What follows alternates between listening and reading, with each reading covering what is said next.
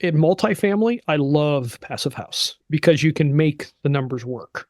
You've got Right. much less shell area. You can share HVAC systems and water heat. There's ways to make it work. Single family homes, no.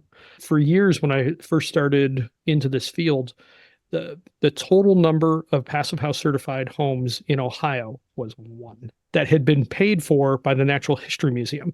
No economic Sure. sense whatsoever. I ended up going into that house, and the owners are like, man, when we cook, we have to open the windows because the fumes get stuck in the house. Like the ERV is pulling like 20 CFM out of that room. You need it right over the stove, and you need it moving like 100, 200, maybe 300 CFM to actually be effective. And they just weren't. So they had issues. I'd love to see that go further. In the passive house, I hear people like, well, we can get it down to where it's the same cost. I'm like, are you factoring in the $90,000 of design work that ends up making it uncompetitive?